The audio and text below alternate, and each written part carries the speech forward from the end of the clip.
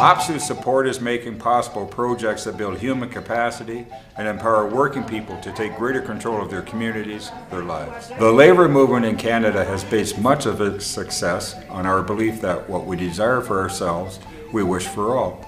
That doesn't stop at our national borders. Through organizations like Coburg's Horizons of Friendship, we're engaging in international solidarity, not charity, with communities that are experiencing some of the harshest effects of globalization.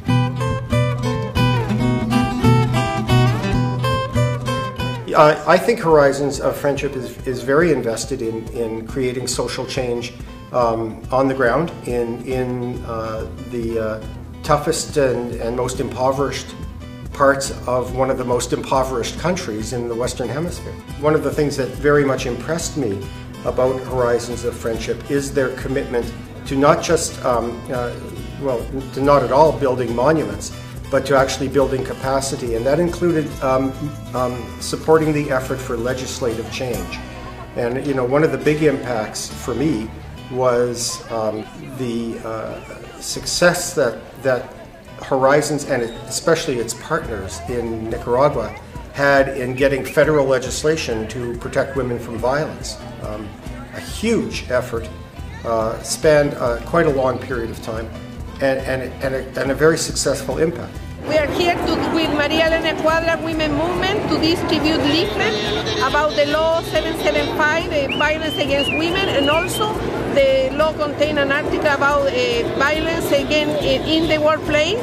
One of the highlights of the trip for me was the morning we spent in the free trade zone at the maquila factory, and we handed out copies of the law to workers going in for their morning shift.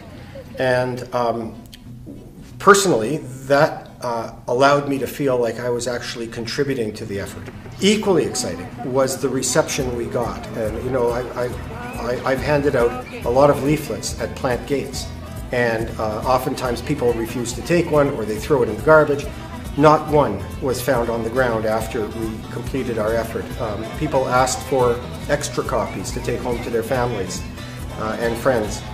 Also, you will see around here the entrance of the factory. You will see the street vendors. The street vendors can sell you anything from toilet paper to tortillas to beans.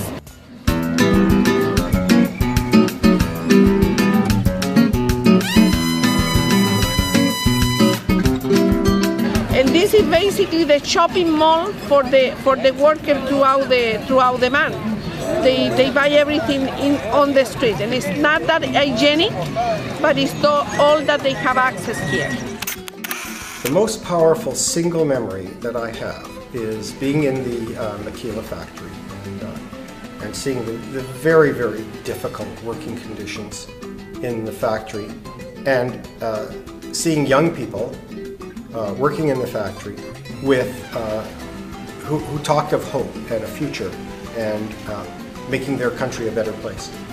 And it left me marveling at the strength that people have when they really, by North American standards, really have very little or maybe nothing in terms of personal resources or personal wealth, and yet have hope and a vision of the future and a vision of a better life for their children. Some time ago, I think it was an American was telling me how good that you're helping these people get out of poverty.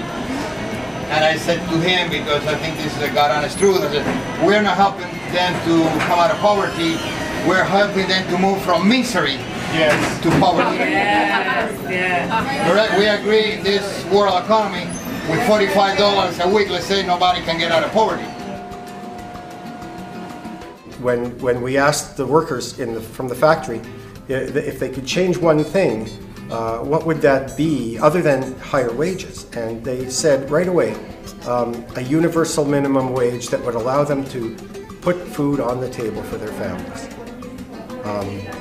I'm hoping that we in OPSEU can carry that message through the Canadian Labour Congress and the World Labour Congress and start that dialogue.